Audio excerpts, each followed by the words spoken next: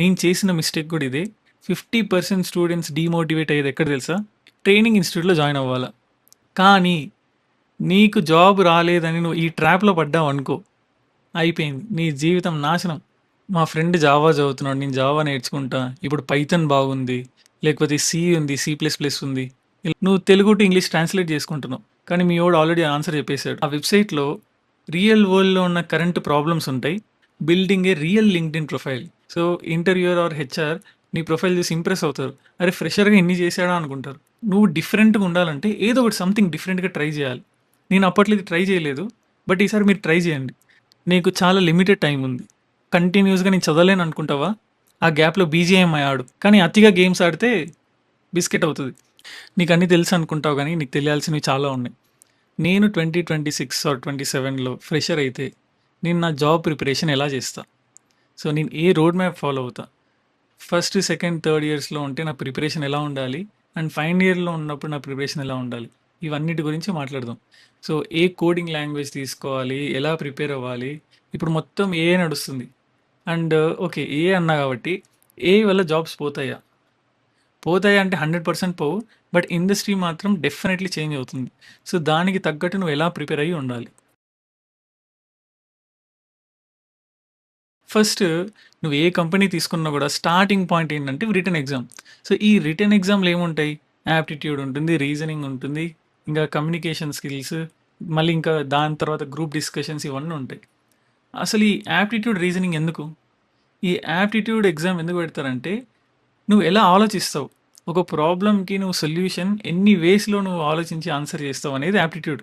So, నీకు ఒక 30 questions ఉంటాయి. 20 మినిట్సే టైం ఉంటుంది. నువ్వు ఎంత ఎఫిషియెంట్ వేలో నువ్వు ఆన్సర్‌కి ఒక ప్రాబ్లమ్‌కి ఆన్సర్ ఇస్తావో, so, that decides your capability.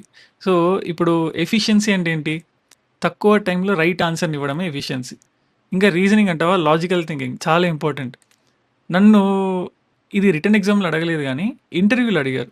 Question ఏంటంటే ఆహ్, అప్పట్లో ఇది చాలా పాపులర్ అనుకుంటా. బట్ నేను అంతగా ప్రిపేర్ అవ్వలేదు దీనికి. 2 రూమ్స్ ఉన్నాయి. ఒక రూమ్‌లో నువ్వున్నావు. ఇంకొక రూమ్‌లో 3 బల్బ్స్ ఉన్నాయి. సో, నీ దగ్గర 3 స్విచెస్ ఉన్నాయి. నువ్వున్న రూమ్‌లో 3 స్విచెస్, ఇంకొక రూమ్‌లో 3 బల్బ్స్. సో, ఏ స్విచ్ ఏ బల్బ్‌కి కనెక్ట్ అయిందని చెప్పాలి. అంతే సింపుల్. కానీ బల్బ్స్ ఉన్న రూమ్‌లోకి నువ్వు ఒకసారే ఎళ్ళాలి. నీకు ఆన్సర్ తెలిస్తే కామెంట్స్‌లో చెప్పు. సో, నేను ఆ రోజు ఎక్స్‌ప్లెయిన్ చేయలేకపోయా. సో, నా పర్సనల్ సజెషన్ ఏంటంటే, డైలీ ఒక 2-3 అవర్స్ ఈ యాప్టిట్యూడ్, రీజనింగ్ ఇవన్నిటిని ప్రాక్టీస్ చేయండి. సో, ప్రాక్టీస్ చేయడం వల్ల నీకు టైమ్ మేనేజ్‌మెంట్ తెలుస్తుంది. 30 క్వెషన్స్ 20 మినిట్స్‌లో నువ్వు కంప్లీట్ చేయాలంటే టైమ్ మేనేజ్‌మెంట్ చాలా ఇంపార్టెంట్. సో, నువ్వు ఫస్ట్ నీ కమ్యూనికేషన్ స్కిల్స్ ప్రూవ్ చేసుకోవాలన్నా, కోడింగ్ ప్రూవ్ చేసుకోవాలన్నా, నువ్వు ఫస్ట్ ఈ రిటన్ ఎగ్జామ్ క్వాలిఫై అవ్వాలి. సో, కోడింగ్, కమ్యూనికేషన్ ఇవన్నీ కొంచెం పక్కకు పెట్టి, ఫస్ట్ యాప్టిట్యూడ్, రీజనింగ్ వాటిలో నువ్వు ఫస్ట్ స్ట్రాంగ్ అవ్వాలి. Next choose one programming language. మా ఫ్రెండ్ జావా చదువుతున్నాడు. నేను జావా నేర్చుకుంటా. ఇప్పుడు పైథాన్ బాగుంది. లేకపోతే సి ఉంది. సి ప్లస్ ప్లస్ ఉంది. ఇలా వద్దు. ఫస్ట్ ఒక ప్రోగ్రామింగ్ లాంగ్వేజ్ పిక్ చేసుకో. నీకు ఏ లాంగ్వేజ్ పిక్ చేసుకోవాలో తెలియట్లేదా? గూగుల్ చెయి. నా పర్సనల్ సజెషన్ ఏంటంటే, యాజ్ ఎ ఫ్రెషర్ నువ్వు నేర్చుకోవడానికి జావా కొంచెం ఈజీగా ఉంటుంది. అండ్ నెక్స్ట్ ఫ్యూచర్‌లో కూడా యూజ్ అవుతుంది.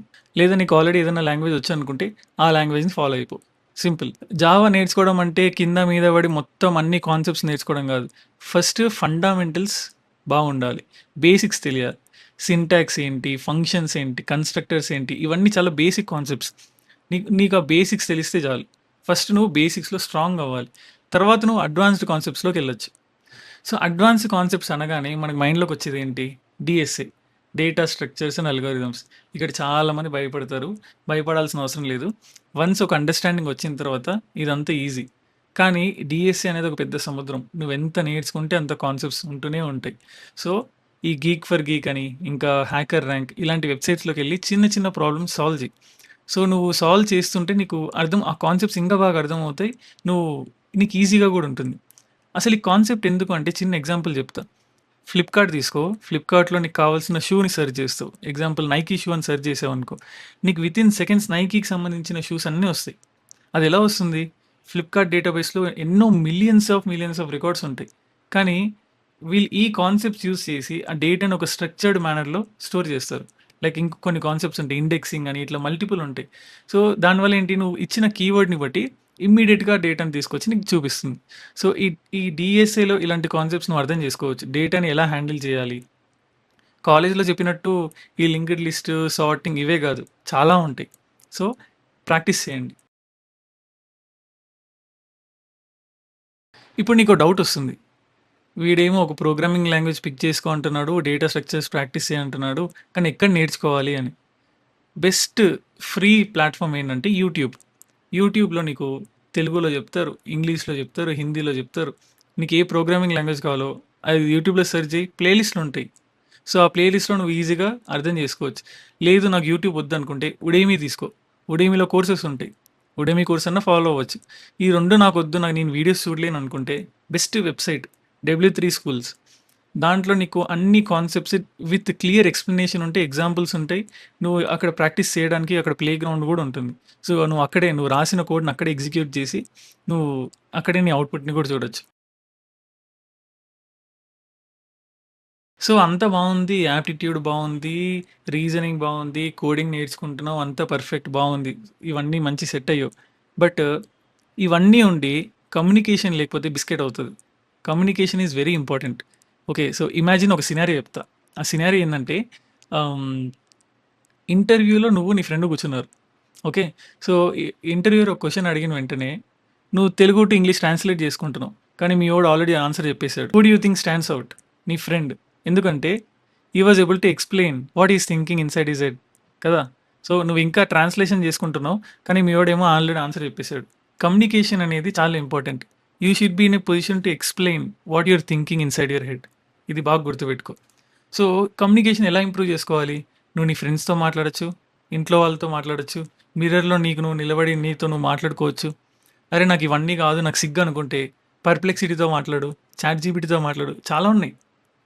సో, ఏదో ఒక ఏఐ టూల్ వాడు. బట్ కమ్యూనికేషన్ ఈస్ చాలా ఇంపార్టెంట్. అది కూడా నువ్వు ప్రాక్టీస్ చేయాలి.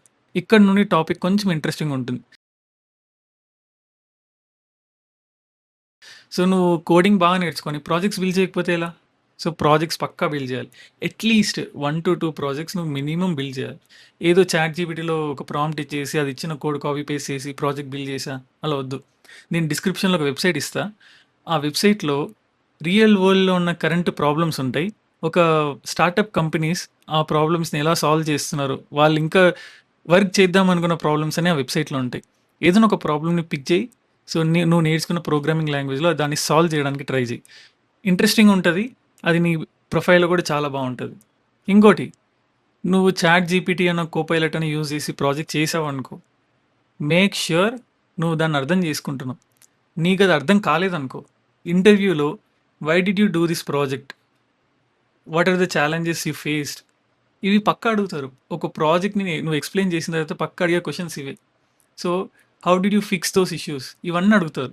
సో, వీటన్నిటికి నువ్వు ఆన్సర్ చేయాలి. ఇంటర్వ్యూయర్‌కి నీ ప్రాజెక్ట్ చాలా ఇంట్రెస్టింగ్ అనిపించిందనుకో, పక్కా దాని మీద మినిమమ్ 5, 10 క్వెషన్స్ అడుగుతాడు. ఇదెందుకు చేసావు? ఇలా ఎందుకు చేసావు? సో, అప్పుడు నీ పక్కన చాట్‌జీపీటీ ఉండదు. నువ్వే ఆన్సర్ ఇవ్వాలి. నెక్స్ట్ ఇది building a real LinkedIn profile. LinkedIn ప్రొఫైల్‌లో నీకు ఇష్టం వచ్చినట్టు రాయకు. సో, నాకు జావా వచ్చు, పైథాన్ వచ్చు, హెచ్‌టీఎంఎల్ వచ్చు, సీఎస్ఎస్ వచ్చు. ఇలా రాస్తే దానికి ప్రూఫ్ ఏంటి? ఒక ప్రాజెక్ట్ ఉండాలి. సో, నేను ఈ ప్రోగ్రామింగ్ లాంగ్వేజెస్ యూజ్ చేసి ఈ ప్రాజెక్ట్ బిల్డ్ చేశాను. దీని ఔట్‌కమ్ ఇది. ఇలా ఒక షార్ట్ అండ్ సింపుల్‌గా నువ్వు రాసావనుకో, నీ ప్రొఫైల్ సూపర్ ఉంటది. సో, ఇంటర్వ్యూయర్ ఆర్ హెచ్ఆర్ నీ ప్రొఫైల్ చూసి ఇంప్రెస్ అవుతారు. అరే! ఫ్రెషర్‌గా ఇన్ని చేసాడా అనుకుంటారు. ఇది చాలా ఇంపార్టెంట్. నేను చేసిన మిస్టేక్ కూడా ఇదే. నీ రెజ్యూమే నీ పోస్టర్ కాదు. నా ఫస్ట్ రెజ్యూమ్ ఎలా ఉండేదంటే ఫుల్ కలర్స్, గ్రాఫిక్ డిజైన్ ఇవన్నీ ఉండేది. అవన్నీ అవసరం లేదు. ఇంటర్వ్యూయర్ గానీ, హెచ్ఆర్ గానీ నువ్వు ఇచ్చే గ్రాఫికల్ డిజైన్ వల్ల ఇంప్రెస్ అవ్వడు. దాంట్లో ఉన్న కంటెంట్ వల్ల ఇంప్రెస్ అవుతాడు. సో, నీ స్ట్రెంగ్త్స్, నీ వీక్‌నెస్ అంటే నీ యాక్చువల్ వీక్‌నెస్ రాయకూడదు. నీ స్ట్రెంగ్త్‌ని వీక్‌నెస్ లాగా రాయాలి. సో, నీ ప్రాజెక్ట్స్ అవన్నీ క్లియర్‌గా మెన్షన్ చేయాలి. షార్ట్ అండ్ సింపుల్‌గా ఉండాలి. నువ్వు ఓవర్ ఎక్స్‌ప్లనేషన్ చేయకూడదు రెజ్యూమేలో. ఇంకొక బెస్ట్ సినారియో చెప్తా. ఫర్ ఎగ్జాంపుల్ ఒక కంపెనీ హైరింగ్‌కొచ్చింది. వాళ్ళకి కావాల్సిన రోల్ ఏంటంటే సి ప్లస్ ప్లస్. బట్ నీ రెజ్యూమేలో సి ప్లస్ ప్లస్ ఉంది, జావా ఉంది, పైథాన్ ఉంది, హెచ్టీఎంఎల్, సిఎస్ఎస్ ఉన్నాయి. ఎక్కడో ఒక దగ్గర సి ప్లస్ ప్లస్ అక్కడ లాస్ట్‌లో ఒక చిన్న పార్ట్ ఉంది. సో, ఈ సినారియో ప్రెజెంట్ ఉన్న ఏఐ జనరేషన్‌లో ఏమవుతుందంటే రెజ్యూమేస్ హ్యూమన్స్ రీడ్ చేయట్లేదు. దాన్ని ఆటోమేటిక్‌గా నువ్వు అప్‌లోడ్ చేసిన వెంటనే పోర్టల్‌లో ఒక ఏఐ స్కాన్ చేస్తుంది. ఏటీఎస్ అంటారు. అది స్కాన్ చేసి ఆ కంపెనీలో ఉన్న జాబ్ డిస్క్రిప్షన్, నీ రెజ్యూమేలో ఉన్న నీ స్కిల్స్, నువ్వు మెన్షన్ చేసిన డిస్క్రిప్షన్ అవన్నిట్లో మినిమమ్ 60% అన్నా మ్యాచ్ అవుతుందా లేదా చూసుకుంటాయి. ఆ మినిమమ్ క్రైటీరియా రీచ్ అవుతేనే నీ రెజ్యూమే నెక్స్ట్ ప్రాసెస్‌కెళ్తుంది. లేదంటే ఎళ్ళదు. సో, నేనేం చెప్పాలనుకుంటున్నానంటే ఒకటే రెజ్యూమే అన్ని కంపెనీస్‌కి పంపియకు. వాళ్ళు జాబ్ డిస్క్రిప్షన్‌ని చూసి దాన్ని బట్టి నువ్వు ఎడిట్ చేసుకో రెజ్యూమేని. ఇది చాలా ఇంపార్టెంట్. ఇంకోటి రియల్ వరల్డ్ ఎక్స్‌పోజర్ ఇంకా ఫ్రీలాన్సింగ్. నీతో పాటు చదివే వాళ్ళందరూ సో, ఆల్మోస్ట్ అందరూ ఒకేలా చదువుతారు. అందరూ ఒకే రోడ్ మ్యాప్ ఫాలో అవుతారు. బట్ ఉన్న ఆ క్రౌడ్‌లో నువ్వు డిఫరెంట్‌గా ఉండాలంటే ఏదో ఒకటి సంథింగ్ డిఫరెంట్‌గా ట్రై చేయాలి. నేను అప్పట్లో ఇది ట్రై చేయలేదు. బట్ ఈసారి మీరు ట్రై చేయండి. ఏదన్నా ఒక ఫ్రీలాన్సింగ్ వెబ్‌సైట్‌లోకెళ్ళి ఫ్రీలాన్సర్.కామ్ అనుకో. అక్కడికెళ్ళి ఒక ప్రొఫైల్ క్రియేట్ చెయి. నువ్వు నేర్చుకున్న ప్రోగ్రామింగ్ లాంగ్వేజెస్ కానీ, టెక్నాలజీస్ కానీ, నీ స్కిల్స్ గానీ క్లియర్‌గా మెన్షన్ చేసి ఒక మంచి సాలిడ్ ప్రొఫైల్ బిల్డ్ చెయి. ఆ వెబ్‌సైట్‌లో చాలా రిక్వైర్మెంట్స్ ఉంటాయి. ఇండియా నుండే కాదు మల్టిపుల్ కంట్రీస్ నుండి ఉంటాయి. నువ్వు వాళ్ళని రీచ్ ఔట్ అవ్వు. మెన్షన్ చెయి. నేను ఫ్రెషర్. నాకు ఈ టెక్నాలజీస్ వచ్చు. అండ్ నాకేం మనీ అవసరం లేదు. నాకు జస్ట్ ఎక్స్‌పోజర్ కావాలి. అందరూ ఒప్పుకోరు. బట్ కొంతమంది ఒప్పుకుంటారు. సో, నువ్వు వాళ్ళతో జాయిన్ అయ్యి అసలు స్క్రమ్ మీటింగ్ అంటే ఎలా ఉంటుంది? డెడ్‌లైన్స్ ఏంటి? అసలు స్ప్రింట్ అంటే ఏంటి? సో, ఈ రియల్ ఎక్స్‌పోజర్ అనేది ఒక ఫ్రీలాన్సింగ్ చేయడం వల్ల నీకు ఈజీగా తెలుస్తుంది. నీకు ఇంకా ఎక్స్‌పోజర్ కావాలంటే ఈజియెస్ట్ వే ఏంటి తెలుసా? Talk to experienced people. So, నీ సర్కిల్‌లో ఎవరైనా ఎక్స్‌పీరియన్స్‌డ్ ఎవరైనా ఉంటే వాళ్ళతో మాట్లాడు. సో, అసలు ఐటీలో ఏం జరుగుతుంది? ఎలా ఉంటుంది? నేను నేను చెప్తున్నా కదా! నువ్వు చదువుకున్న కాలేజ్‌కి, నువ్వు వర్క్ చేసే జాబ్‌కి చాలా డిఫరెన్స్ ఉంటది. కాలేజ్ లైఫ్ వేరే, ఈ జాబ్ లైఫ్ వేరే. డిఫరెంట్ అది. అసలు నువ్వు కంపారిజన్ చేయలేవు. సో, నీ సర్కిల్‌లో ఉన్న ఎక్స్‌పీరియన్స్‌డ్ వాళ్ళతో నువ్వు మాట్లాడు. నీకు చాలా కొత్త విషయాలు తెలుస్తాయి. సో, నేను ఫ్రెషర్‌గా ఉన్నప్పుడు మా కజిన్ నాకు స్టేక్ హోల్డర్ అంటే ఏంటి? అసలు ఈ ప్రోగ్రామింగ్ లాంగ్వేజెస్ ఎందుకు? సర్వర్ అంటే ఏంటి? అంటే అప్పుడు అరే! నేను యూజ్ చేసే అప్లికేషన్స్ అన్నీ వీళ్ళే తయారు చేస్తున్నారా అనిపించింది. సో, ఎక్స్‌పీరియన్స్‌డ్ పీపుల్‌తో మాట్లాడితే మీకు చాలా విషయాలు తెలుస్తాయి. కంటెంట్ అనేది ఇంటర్నెట్‌లో దొరుకుతది. బట్ కంటెక్స్ట్ ఎక్స్‌పీరియన్స్‌డ్ పీపుల్‌తో మాట్లాడితేనే తెలుస్తది. ఇప్పుడు ఒక ఇంట్రెస్టింగ్ టాపిక్. ట్రైనింగ్ ఇన్‌స్టిట్యూట్‌లో జాయిన్ అవ్వాలా? సో, నాకు తెలిసినంత వరకు జాబ్ ఇచ్చే ప్లాట్‌ఫార్మ్స్ 3 ఉన్నాయి. ఒకటి క్యాంపస్ ప్లేస్‌మెంట్. అది నీ కాలేజ్‌లో కంపెనీస్ హైర్ చేసుకోవడానికొస్తే దాన్ని క్యాంపస్ ప్లేస్‌మెంట్. సో, నెక్స్ట్‌ది ఆఫ్ క్యాంపస్. నీ నీ కాలేజ్‌లో ప్లేస్‌మెంట్స్ లేవు. సో, వేరే కాలేజ్‌కెళ్ళి నువ్వు అటెండ్ అవ్వచ్చు. లేదంటే ఏదైనా కంపెనీ వెబ్‌సైట్‌లోకెళ్ళి నువ్వు అప్లై చేయొచ్చు. సో, టీసీఎస్, యాక్సెంచర్, విప్రో ఇలాంటి వాళ్ళు ఏం చేస్తారంటే వాళ్ళ కంపెనీ పోర్టల్‌లో నోటిఫికేషన్ ఇస్తారు. సో, 2026 2027 ఫ్రెషర్స్‌ని హైర్ చేసుకుంటున్నామని. సో, అక్కడ అప్లై చేయడం. ఇది ఆఫ్ క్యాంపస్. థర్డ్‌ది ఏందంటే ఈ పైన 2 వర్కౌట్ అవ్వకపోతే నువ్వు థర్డ్ దాన్ని చూజ్ చేసుకో. ఎవరు చూజ్ చేసుకోవాలి? నా ఓన్‌గా నేను చదువుకోలేను. నేను ఒక రోడ్ మ్యాప్ ఫాలో అవ్వలేను. బట్ నేను ఒక ఎక్స్‌పీరియన్స్‌డ్ పర్సన్ దగ్గర ఇన్ పర్సన్ ట్రైనింగ్ తీసుకోవాలనుకుంటే ఒక ట్రైనింగ్ ఇన్‌స్టిట్యూట్‌లో జాయిన్ అవ్వు. బట్ ఇష్టం వచ్చిన ఇన్‌స్టిట్యూట్‌లో జాయిన్ అవ్వకు. రీసెర్చ్ చెయి. నీ సీనియర్స్ ఎవరో ఒకరు జాయిన్ అయ్యుంటారు. సో, వాళ్ళని అడిగి కనుక్కుంటే ఒక ఐడియా వస్తుంది. ఎంతమంది ప్లేస్ అయ్యారు? నువ్వు ప్లేస్ అయ్యావా? సో, ఈ క్వెషన్స్ అడుగు తప్పు లేదు. అండ్ ట్రే నువ్వు చదువుకునేటప్పుడు ఆ ట్రైనింగ్ ఇన్‌స్టిట్యూట్‌లో కట్టేది మీ పేరెంట్స్ మనీ. నీ మనీ కాదు. సో, కేర్‌ఫుల్‌గా రీసెర్చ్ చేసి జాయిన్ అవ్వాలి. ఇప్పుడు నువ్వు నేను చెప్పినవన్నీ చేసావు. యాప్టిట్యూడ్, రీజనింగ్, కమ్యూనికేషన్, కోడింగ్, మంచి ప్రోగ్రామింగ్ లాంగ్వేజెస్ అన్నీ ప్రాక్టీస్ చేస్తున్నావు. ప్రాజెక్ట్స్ చేస్తున్నావు.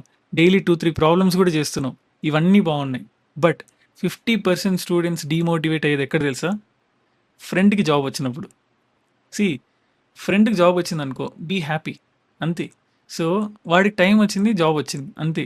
నువ్వు అండ్ జాబ్ వచ్చిన వెంటనే నా ఫ్రెండ్ మారిపోయాడు అనుకుంటావు. ఆబ్వియస్‌లీ మారాల్సిందే. వాడిప్పుడు నీలాగా ఫ్రీ కాదు. సో, కాలేజ్‌లో ఉన్నప్పుడు ఒకలాగా ఉంటుంది. జాబ్‌లో ఉన్నప్పుడు ఒకలాగా ఉంటుందని చెప్పా కదా! సో, నువ్వు వన్స్ ఎంటర్ అయిన తర్వాత మీ ఫ్రెండ్‌కి కూడా కొత్త. అసలు ఏం చేస్తున్నాడో వాడికి తెలీదు.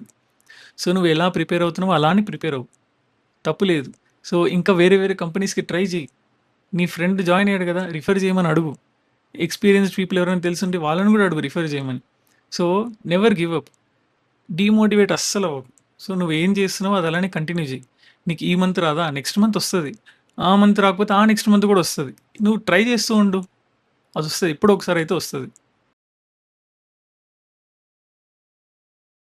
కానీ నీకు జాబ్ రాలేదని నువ్వు ఈ ట్రాప్‌లో పడ్డావనుకో, అయిపోయింది. నీ జీవితం నాశనం.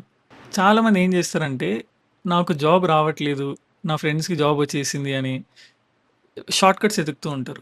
షార్ట్ కట్స్ అంటే ఇప్పుడు ఒకడొస్తాడు. నీకు జాబ్ రాలేదు కదా! 1,00,000 కట్టు బ్యాక్ డోర్ నుండి పంపిస్తా అంటాడు. బ్యాక్ డోర్ అనే కాన్సెప్ట్ లేదు. అది గుర్తుపెట్టుకో. Back door never exists. అది అది ఎవడైనా చెప్పాడంటే నిన్ను స్కామ్ చేస్తున్నట్టే. సో, బ్యాక్ డోర్ అని ఎవరన్నా అంటే వాడిని అవాయిడ్ చేసేయి. జాబ్స్‌ని నువ్వు కొనలేవు. సో, నీకెవరన్నా జాబ్ ఇచ్చేవాడు నీకు సాలరీ ఇస్తాడు. నువ్వు రిటర్న్ వాడికి మనీ ఇవ్వవు. సో, అది ఆ బేసిక్ కామన్ సెన్స్ అది గుర్తుపెట్టుకో. So, never by a job. అది నీకు లాంగ్ టర్మ్ నిలబడదు. ఫైనల్‌గా నువ్వు 2026 గ్రాడ్యుయేట్ అయితే నీకు చాలా లిమిటెడ్ టైమ్ ఉంది. టైం ఎంతవరకు ఉంది? 2027 బ్యాచ్ గ్రాడ్యుయేట్ అయ్యేంత వరకే ఉంది. వన్స్ వాళ్ళు గ్రాడ్యుయేట్ అయ్యారనుకో, నీకొక డబుల్ కాంపిటీషన్ పెరుగుతది. సో, నువ్వు గ్రాడ్యుయేట్ అయిన రోజు నుండి నీకు కౌంట్‌డౌన్ స్టార్ట్ అవుతది. సో, వన్స్ నువ్వు కాలేజ్ నుండి బయటకొచ్చిన తర్వాత యాస్ సూన్ యాస్ పాసిబుల్ నువ్వు జాబ్ తెచ్చుకోవడానికి ట్రై చెయి. ఎందుకంటే ఆల్రెడీ నీతో పాటు ఇంకా ప్రీవియస్ బ్యాచెస్ వాళ్ళు కూడా కాంపిటీషన్‌లో ఉంటారు. వన్స్ నెక్స్ట్ బ్యాచ్ వస్తే కాంపిటీషన్ ఇంకా పెరుగుతుంది. సో, నీకొక టైమ్ ఫ్రేమ్ ఉంది. కౌంట్‌డౌన్ ఉంది. అది గుర్తుపెట్టుకో. ఇమాజిన్ నీకొక జాబ్ వచ్చింది. నా ఫస్ట్ సాలరీ 15,000. నాకు చెప్పడానికి ఏం సిగ్గు లేదు. బట్ నాకు 30,000 సాలరీ ఉన్న జాబే రావాలి. నాకు 20,000 జాబ్ ఉన్నది కావాలి. సో, ఇలాంటి ఒక క్రైటీరియా పెట్టకు. నీకేదైనా ఒక కంపెనీలో మంచి ఆఫర్ వచ్చిందనుకో, మంచి ఆఫర్ ఇనీషియల్ స్టేజ్‌లో ఫ్రెషర్స్‌కి మంచి ఆఫర్ అంటే సాలరీ కాదు. రోల్. అది డెవలప్‌మెంట్ రోలా? టెస్టింగ్ రోలా? సపోర్ట్ రోలా? సో, దానికి ఫ్యూచర్ గ్రోత్ ఉంటుందా? ఉండదా? దాన్ని మంచి ఆఫర్ అంటారు. సో, 50, 60,000 వస్తే దాన్నేం మంచి ఆఫర్ అనరు. మేబీ అంటారు. ఆబ్వియస్‌లీ అంటారు. But role is also important. నా నేనేం చెప్పాలనుకుంటున్నానంటే 15, 20,000 వచ్చిన ఆ రోల్ బాగుంటే జాయిన్ అయిపో. నీకు ఎంట్రీ ఇంపార్టెంట్. ఎంట్రీ ఇంపార్టెంట్ ఎందుకు అంటున్నానంటే నువ్వు వన్స్ కంపెనీలో జాయిన్ అయిన తర్వాత ఎక్స్‌పీరియన్స్ వస్తుంది. ఎక్స్‌పోజర్ వస్తుంది. స్కిల్స్ పెరుగుతాయి. నువ్వు నెక్స్ట్ కంపెనీ స్విచ్ అవ్వడానికి ఈజీగా ఉంటుంది. అసలు నీకు ఎంట్రీ పాయింటే లేనప్పుడు నువ్వు వేరే కంపెనీకి ఎలా స్విచ్ అవుతావు? అసలు నీకు ఎంట్రీ పాయింటే లేనప్పుడు నువ్వు సాలరీ కోసం ఎలా ట్రై చేస్తావు? అది కుదరదు. ఎంట్రీ పాయింట్ ఈస్ చాలా ఇంపార్టెంట్. ఫైనల్లీ ఒక కంక్లూజన్ ఇవ్వాలంటే డైలీ 2-3 అవర్స్ యాప్టిట్యూడ్ ప్రాక్టీస్ చెయ్యి. 2-3 అవర్స్ కోడింగ్ ప్రాక్టీస్ చెయ్యి. నువ్వు కంటిన్యూస్‌గా నేను చదవలేను అనుకుంటావా? ఆ గ్యాప్‌లో బీజీఎంఐ ఆడు. తప్పు లేదు. ఒక 20 మినిట్స్, హాఫ్ అన్ అవర్ ఏం కాదు. మైండ్ రిలాక్స్ అవ్వాలి. పొద్దునుండి సాయంత్రం వరకు చదువుకుంటూ ఉంటే మెంటల్ ఎక్కుతది. సో, కొంచెం రిలాక్సేషన్ ఉండాలి. కానీ అతిగా గేమ్స్ ఆడితే బిస్కెట్ అవుతది. So, preparation important. Time frame కూడా ఇంపార్టెంట్. మీకు లిమిటెడ్ టైమ్ ఉంటది. నెక్స్ట్ బ్యాచ్ వాళ్ళు వచ్చేలోపే మీరు ప్రిపేర్ అవ్వాలి. కమ్యూనికేషన్ ఇంప్రూవ్ చేసుకో. చాట్‌జీపీటీ, పర్‌ప్లెక్సిటీ ఎవరో ఒకరితో మాట్లాడు. అవన్నీ ఇంపార్టెంట్. నేను ఇప్పటివరకు చెప్పిందంతా మీకు క్లియర్‌గా అర్థమైందనుకుంటున్నా. ఎక్కడైనా అర్థం కాకపోతే కామెంట్స్‌లో అడుగు. నేను ఆన్సర్ ఇస్తా. నెక్స్ట్ వేరే టాపిక్ దేని గురించైనా మాట్లాడాలంటే దాని గురించి కూడా మెన్షన్ చెయ్యి. నెక్స్ట్ టాపిక్‌లో మాట్లాడడానికి ట్రై చేద్దాం. సో, ఫైనల్‌గా ఆల్ ది బెస్ట్. నీ లైఫ్ నీ చేతుల్లోనే ఉంది. ప్రిపేర్ అయ్యి జాబ్ కొట్టు. ఈ వీడియో చూసిన తర్వాత నువ్వు జాబ్ కొడితే కింద కామెంట్ చెయ్యి. తర్వాత నాకు పార్టీ ఇవ్వు. ఊరికే అన్నా లైట్ తీసుకో.